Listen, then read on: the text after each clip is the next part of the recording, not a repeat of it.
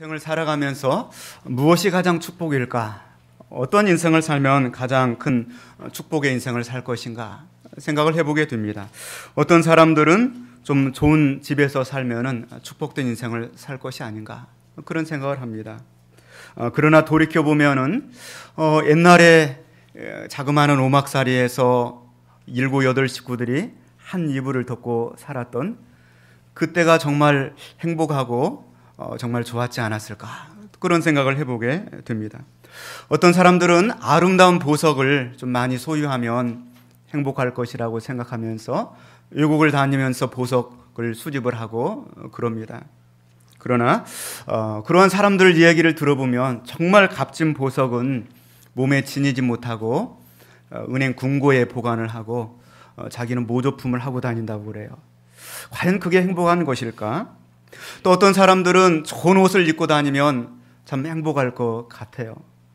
그러면서 옷이 날개라고 그러니까 좋은 옷을 입으면 내가 날아갈 수 있지 않을까, 그런 생각을 하면서 좀 좋은 옷을 입으려고 옷에 관한 목마름을 가지고 있는데, 보통 옷은 내가 소유하게 되면 그때부터는 매력이 떨어져요.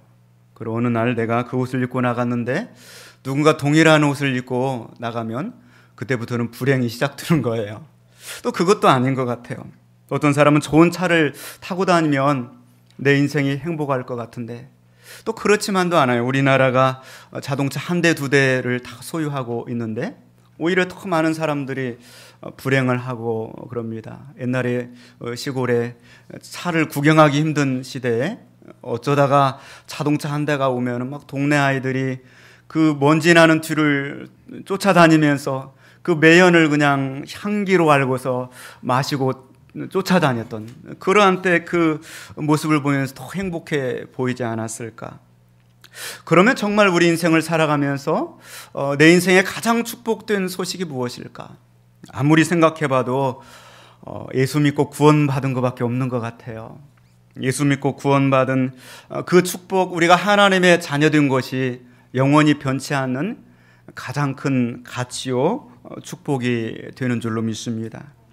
거기다 덤으로 받은 축복이 있다고 한다면 예수 믿고 축복받은 하나님의 사랑하는 형제 자매들을 우리가 만나서 알게 된 것이죠. 감사하게도 또 교회를 통하여서 우리가 예수 믿는 형제 자매들을 만난 것이 가장 큰 축복이 아닐까 생각을 해보게 됩니다. 예수님께서도 이 땅에 사시면서 많은 환경과 또 상대적인 사람들의 가치들을 경험하면서 사셨습니다. 그리고 예수님에게도 정말 우리와 같은 똑같은 인간의 삶을 사시면서 사랑하는 사람이 있었죠. 예수님께서 가장 사랑하셨던 사람들은 단연 예수님의 12 제자들이었을 것입니다. 그 생선 비린내가 나고 또 무지렁이 같은 그 갈릴리의 그 사람들을 사랑하사 제자로 삼으시고 그들과 함께 동거동락하시면서 주님은 참으로 행복한 시간, 아마 지금도 하늘에서도 야 그때 힘들었지만 행복했었다, 아마 그런 생각을 하시지 않았을까. 그리고 예수님께서 또 사랑하셨던 사람들이 있었는데 그 중에 한 사람이 오늘 본문에 나오는 나사로의 가정입니다. 정말 이 나사로의 가정, 정말 예수님께서 너무나 사랑하셔서 그 가정에 가면 너무나 마음이 편하고 행복했던 것 같아요. 그 가정이 그렇게 정말 부유한 가정이 아니었어요. 부모님을 일찍 여의고 삼내마가 모여서 오손도손 다복하게 그날그날 살아가는 가정인데 예수님은 왠지 그 가정에 가면 마음이 끌리고 마음이 평안하고 그리고 좀 마음에 안식구와 또 유안을 삼으셨던 것 같아요. 그런데 주님이 그렇게 사랑하는 그 가정에 고난이 문제가 찾아오게 되죠. 오늘 본문의 3절 말씀 한번 같이 보겠습니다. 이에 그 노이들이 예수께 사람을 보내어 이르되 주여 보시옵소서. 아멘.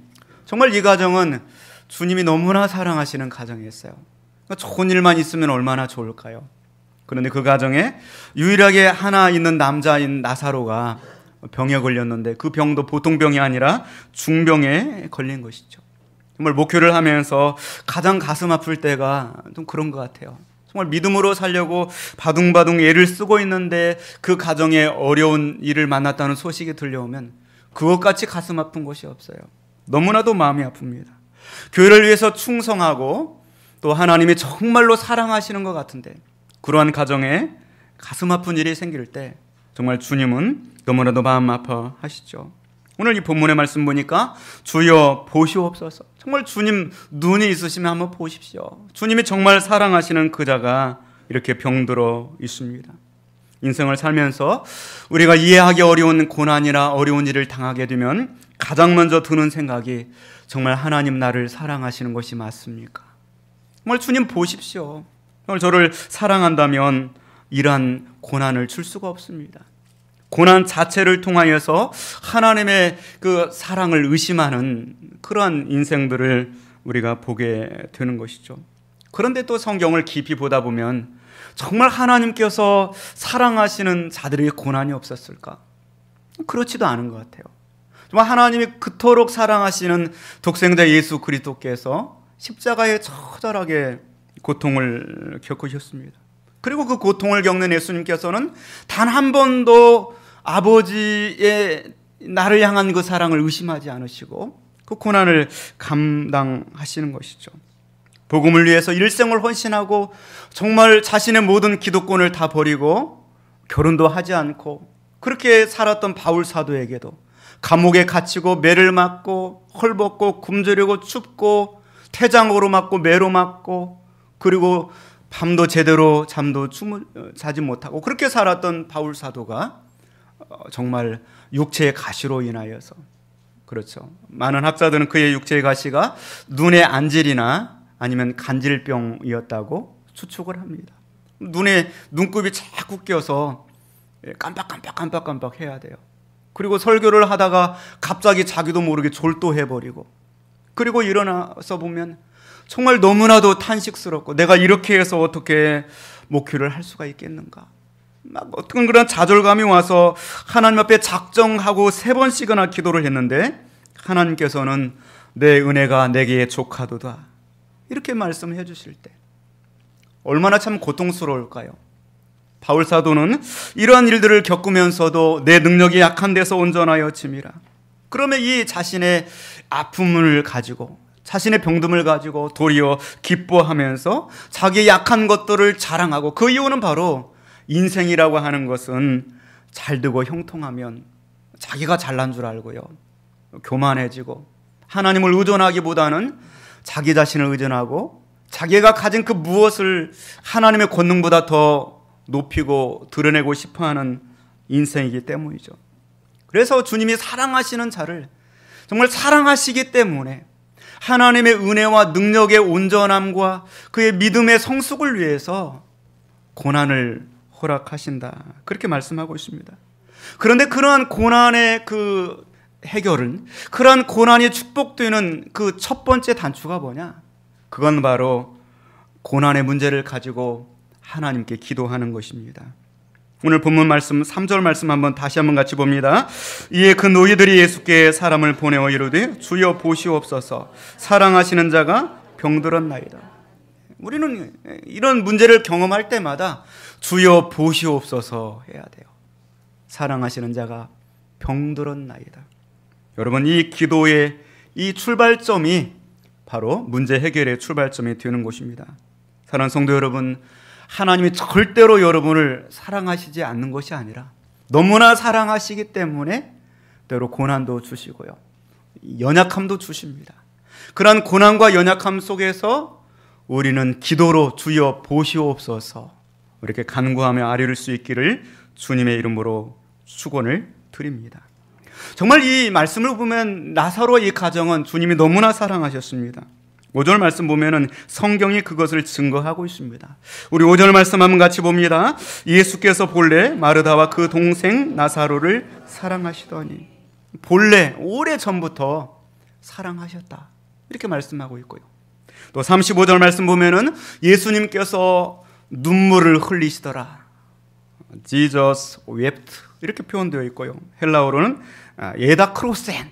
에다크로센은 가슴 속에서 막 격하게 격동하며 우는 거예요. 격동하면서 그 고통을 가지고 예수님이 울부짖으셨다. 여러분 예수님은 어떤 분이십니까? 전능하신 하나님이 아니십니까? 전능하신 하나님이 우시다니요.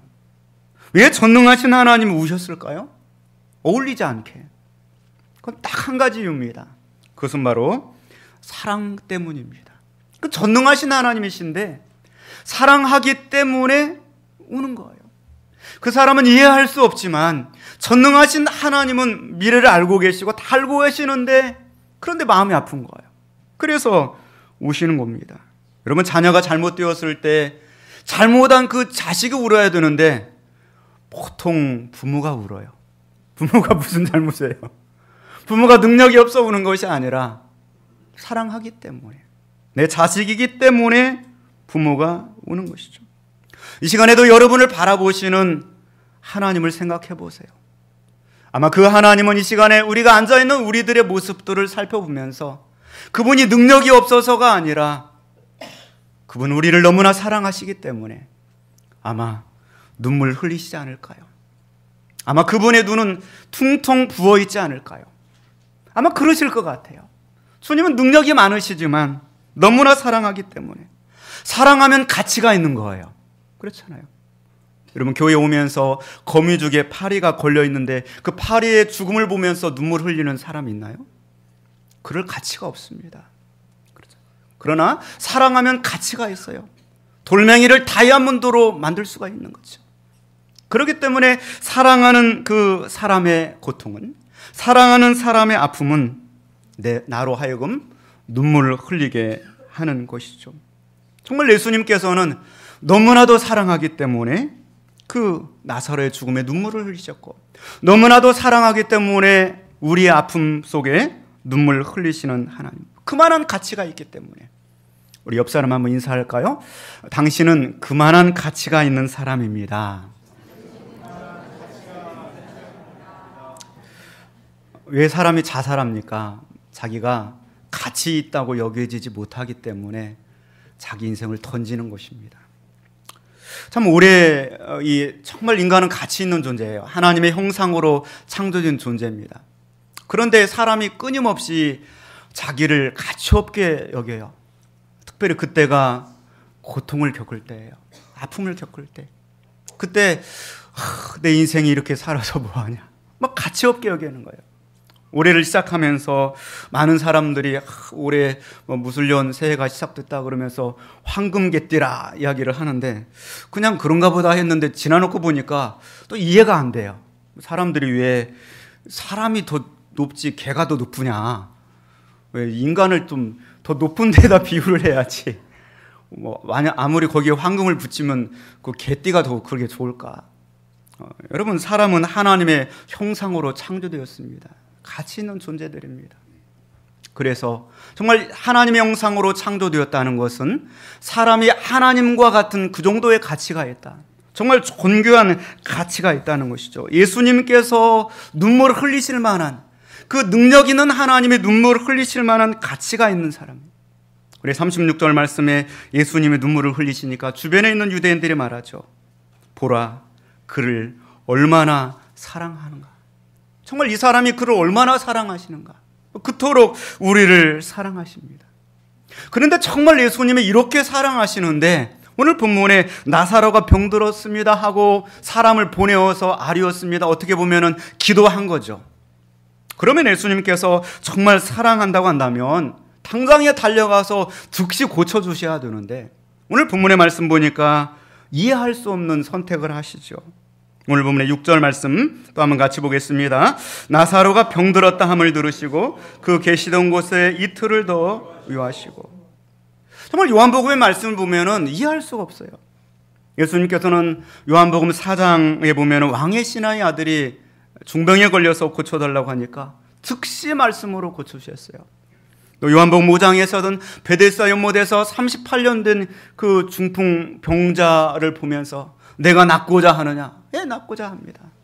일어나 내 자리를 들고 걸어가라. 즉시 자리를 들고 걸어가도록 고쳐주셨습니다. 그런데 정말 성경에 구구절절에 주님이 사랑하신다고 했던 그 나사로가 지금 이렇게 중병에 걸려서 죽어가고 있는데 주님은 일부러 더 이틀을 지체하시는 거예요. 마치 옆 사람이, 제자들이 바라봤을 때는 죽기를 기다리는 것 같아. 나사로가 죽기를 기다리는 것 같아. 얼마나 참 이 가슴 아플까요? 정말 우리는 좀처럼 하나님의 행동을, 하나님의 생각을 이해할 수가 없습니다. 왜 그러실까? 두 가지 목적이 있습니다. 첫 번째로는 하나님의 영광을 위함이다 하는 것입니다. 하나님의 영광을 위함이다. 오늘 4절 말씀 한번 같이 보겠습니다. 예수께서 이르시되 이 병은 죽을 병이 아니라 하나님의 영광을 위함이요 하나님의 아들이 이로 말미암아 영광을 받게 하려 함이라 하시더라. 아멘. God's glory. 하나님의 영광을 위함이다. 때로는 우리가 고난을 당하고 우리가 역경을 겪을 때 하나님이 우리를 사랑하지 않는 것이 아니라 우리를 더 사랑하시고 그 고난과 역경을 통하여서 하나님의 목적이 있는데 그 첫 번째 목적은 영광을 받고자 합니다. 이렇게 성경은 말씀하고 있는 것입니다. 정말 하나님 정말 사랑합니다. 그러면서 여러분이 여러 가지 기도 제목을 가지고 기도하는데 그 기도가 빨리 이루어졌으면 좋겠는데 때로는 더디기도 하고 딜레이가 되고 지체될 수도 있어요.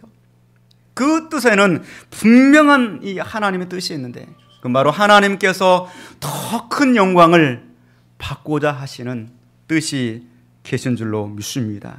하나님은 더 큰 영광을 드러나기 위해서 때로는 하나님의 사랑하시는 자들이 고통 중에 울부짖고 있는데 그런데 하나님께서는 기다리시는 거예요. 지체하시는 것입니다. 이사야 30장 18절 말씀 보면은 그러나 여호와께서 기다리시나니 이는 너희에게 은혜를 베풀려 하시며 일어나시리니 이는 너희를 긍휼히 여기려 하심이라. 그를 기다리는 자마다 복이 있도다. 이렇게 말씀하고 있습니다. 사랑하는 성도 여러분, 여러분이 삶의 현장 속에서 고난을 겪고 또 무언가 기도 제목을 가지고 있는데 지체되고 있다고 한다면 하나님이 나를 사랑하시지 않는 것이 아니라 하나님께서 더 큰 영광을 드러내시기 위해서 일하시고 계신다는 것을 믿기를 바랍니다. 두 번째 목적은 오늘 성경 말씀 보니까 믿음을 주시려고 하시는 것입니다. 오늘 15절 말씀 한번 같이 보겠습니다. 내가 거기에 있지 아니한 것을 너희를 위하여 기뻐하느니 이는 너희로 믿게 하려 함이라. 그러나 그에게로 가자 하시니. 아멘. 믿게 하려 함이라. 사람들은 좀처럼 믿지 못해요. 그래서 이 믿음이라고 하는 것이 무엇이냐? 히브리서 11장 믿음장의 말씀을 보면은 믿음은 바라는 것들의 실상이요 보이지 않은 것들의 증거니 선진들이 이로써 증거를 얻었느니라. 이렇게 말씀을 하고 있습니다. 믿음을 이야기하면서 바라는 것들의 실상이다. 이렇게 말하고 있습니다. 이 바라는 것들은 여러분이 소망하는 것입니다. 여러분 무엇이나 다 우리에게는 바라는 것이 있습니다. 소망하는 것이 있습니다. 소망하는 것은 아직 이루어지지 않은 것. 다른 말로 표현하면 손으로 잡을 수 없는 것들. 그런데 믿음이라고 하는 것은 바라는 것들의 실체다, 실상이다 말합니다. 이 실상이라고 하는 것은 바로 영어 성경에는 sure로 되어 있고요. sure of what. 그렇죠? sure of what. 그리고 헬라어 성경에는 hypostasis.